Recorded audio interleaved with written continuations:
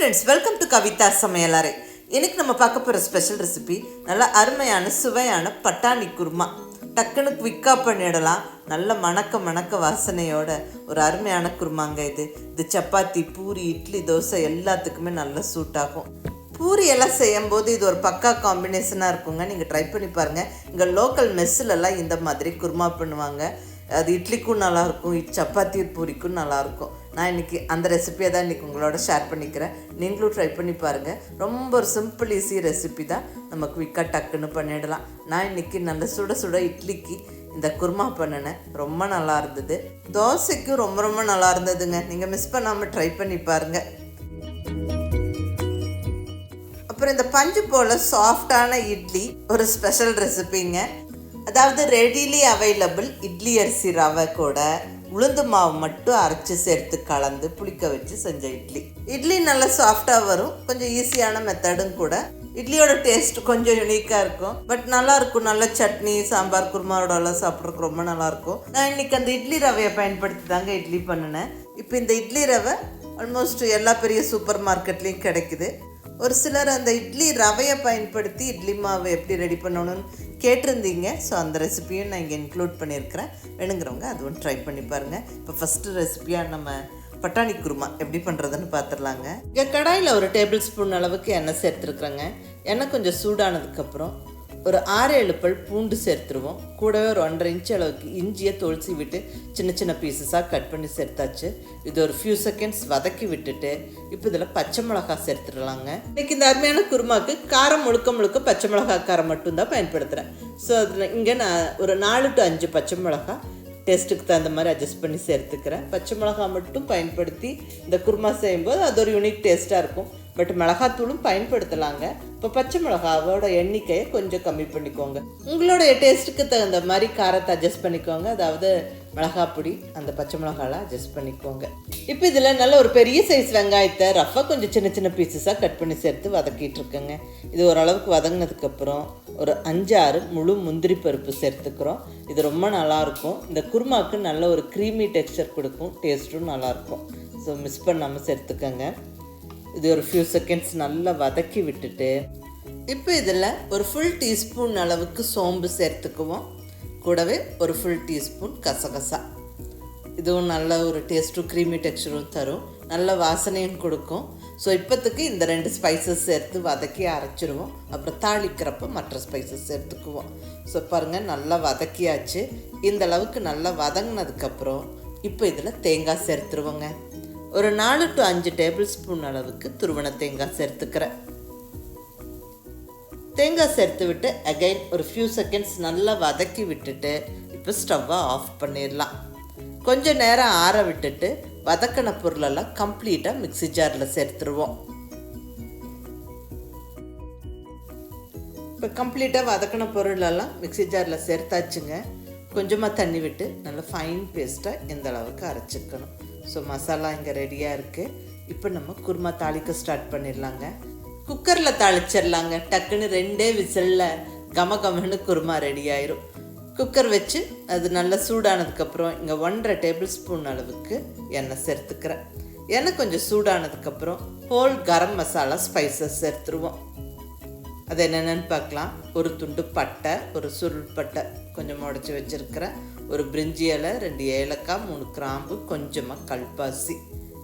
இதெல்லாம் சேர்க்கும்போது அந்த குருமா நல்லா கமன்னு வாசனையாக இருக்கும். இந்த ஸ்பைசஸ் எல்லாம் நல்லா பொரிஞ்சு வரும்போது ஒரு கொத்து ஃப்ரெஷ்ஷான கருவேப்பிலை உருவி போட்டுருவோம். கூடவே பெரிய வெங்காயம் கொஞ்சம் சேர்த்துக்குவோம். கட் பண்ணி வச்சுருக்கிற பெரிய வெங்காயம் ஒரு 2 டேபிள் ஸ்பூன் அளவுக்கு சேர்த்துக்கிறேன். வெங்காயம்லாம் வதக்கி அரைச்சிட்டோம். ஸோ இங்கே ஜஸ்ட்டு தாளிப்புக்கு கொஞ்சமாக ஒரு ஃபியூ செகண்ட்ஸ் நல்லா வறுத்து விட்டுட்டு இப்போ தக்காளி சேர்த்துடலாங்க. ஒரு பெரிய தக்காளியை சின்ன பீசஸாக கட் பண்ணி வச்சுருந்தா அது கம்ப்ளீட்டாக சேர்த்தாச்சு. நல்லா வதக்கி விடுவோம். தக்காளி நல்லா மசிஞ்சு வர வரைக்கும் வதக்கி விடணும். ஸோ தக்காளி குயிக்காக மசிஞ்சு வெந்து வரக்கு இப்போ இந்த ஸ்டேஜில் உப்பு, மஞ்சள் தூள் சேர்த்துருவோம்.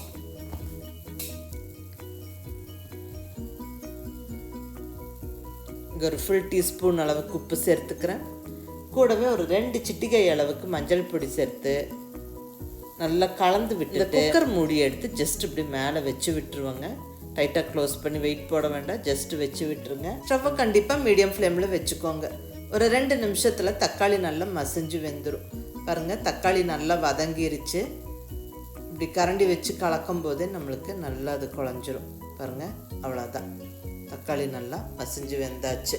இங்கே நம்ம பட்டாணி குருமா பண்ணுறோம். ஸோ இப்போ நல்ல ஃப்ரெஷ் பட்டாணி சேர்த்துக்கிறோம். 1 கப் அளவுக்கு, அதாவது கிட்டத்தட்ட இங்கே ஒரு 200 கிராம் அளவுக்கு நல்ல பச்சை பட்டாணி சேர்த்துக்கிறேங்க. காஞ்ச பட்டாணியாக இருந்தால் ஊற வச்சுட்டு அதுக்கப்புறம் சேர்த்துக்கணும். இது ஃப்ரெஷ் பட்டாணி அப்படியே சேர்க்குறோம்.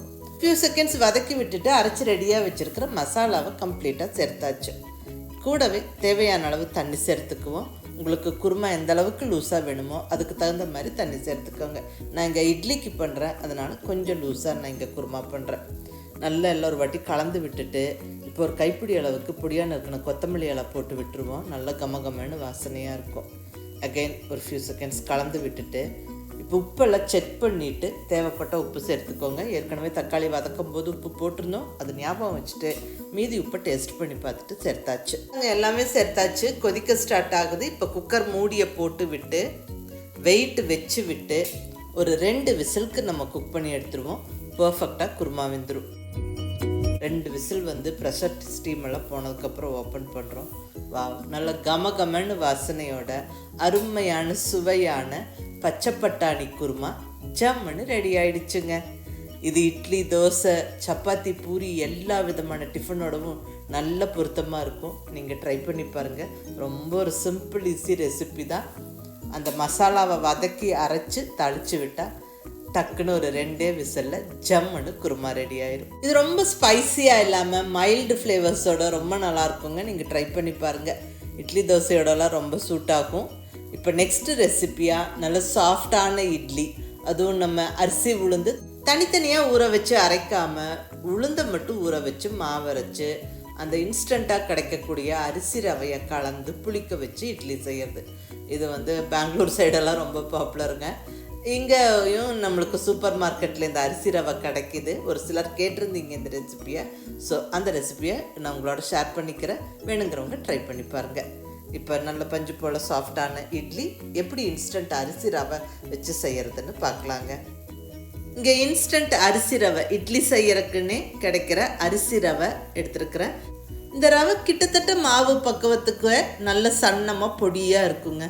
இந்த இட்லி ரவையை இப்போ அளந்து ஒரு பவுலில் சேர்த்துக்கலாங்க. நல்ல ஒரு அகலமான பவுலில் 3 கப் அளவுக்கு இட்லி அரிசி ரவை சேர்த்துக்கிறேன். இப்போ இது மூழ்கிற அளவுக்கு நிறைய தண்ணி விட்டு ஊற வச்சிடலாங்க. ஒரு 3-4 மணி நேரம் நல்லா ஊறணும். ஒரு தட்டு போட்டு மூடி எடுத்து வச்சிருங்க. அடுத்தது நம்ம உளுந்து ஊற வச்சிடலாங்க. 1 கப் அளவுக்கு வெள்ளை உளுந்து ஊற வச்சுக்கிறேன், உருட்டு உளுந்து. இது கூடவே 1 டீஸ்பூன் அளவுக்கு வெந்தயமும் சேர்த்துருவோம். நல்ல ஒரு 2-3 வாட்டி அலசி கழுவிடுவோம்.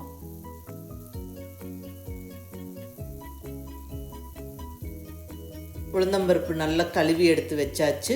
இப்போ இதில் நல்ல தண்ணி விட்டு ஊற வச்சு வச்சிடலாங்க. இதுவும் ஒரு 3 மணி நேரத்துக்கு மேலே நல்லா ஊறட்டும். அடுத்தது அவல் ஊற வச்சிடலாங்க. நல்ல ஒரு பைண்டிங் ஏஜெண்ட்டாக இருக்கும். இட்லி நல்லா சாஃப்டாக வரும். நான் இங்கே எடுத்துருக்கிறது சன்ன அவல் ஒரு 1/2 கப் அளவுக்கு எடுத்துருக்கிறேன். கெட்டி அவளும் எடுத்துக்கலாம். இது ஒரு 15-20 நிமிஷம் ஊற வச்சா போதும். ஸோ அரைக்கிறதுக்கு ஒரு 15-20 நிமிஷத்துக்கு முன்னாடி இந்த அவல் ஊற வச்சுக்கோங்க. ஸோ நல்லா ஒரு 2 வாட்டி கழுவிட்டு நல்ல தண்ணி விட்டு ஊற வச்சு வச்சாச்சு. இப்போ இங்கே 3 மணி நேரம் கழித்து பார்க்குறோம். உளுந்து நல்லா ஊறி இருக்குது. இப்போ நம்ம அரைச்சிடலாங்க. மிக்ஸி ஜார்லேயே அரைச்சிடலாம், கிரைண்டர்லேயே அரைக்கலாம், அது உங்கள் விருப்பம். நான் இங்கே மிக்ஸி ஜார்லேயே அரைச்சிக்கிறேன். ஊறின உளுந்தம்பருப்பு கம்ப்ளீட்டாக மிக்ஸி ஜாரில் சேர்த்தாச்சு. நல்ல ஒரு சுத்துக்கு இப்படி ஓட்டி எடுத்துட்டு இப்போ தேவையான அளவு தண்ணி விட்டு நல்லா இப்படி ஃபைன் பேஸ்ட்டாக அரைச்சிக்கணும். பாருங்கள், நல்லா நைஸாக மாவு அரைச்சாச்சு. உளுந்து மாவு ரெடி. இப்போ இது ஒரு அகலமான பவுலுக்கு மாற்றி விட்டுறலாம். அடுத்தது அதே மிக்ஸி ஜாரில் ஊற வச்சுருந்த அவல் சேர்த்து கொஞ்சமாக தண்ணி விட்டு அரைச்சி அதையும் இந்த உளுந்து மாவோடு சேர்த்துருவோம். இப்போ நல்ல சாஃப்டாக ஊறி ரெடியாக இருக்கிற அந்த இட்லி அரிசி ரவையை நம்ம கம்ப்ளீட்டாக தண்ணியை வடிச்சிட்டு இந்த மாவோட கலந்துருவோங்க. நல்லா புளிஞ்சு எடுத்து தண்ணியை வடிச்சிட்டு மாவோட கலந்துருவோம். இந்த ரவை அப்படியே சேர்த்துக்கலாம்.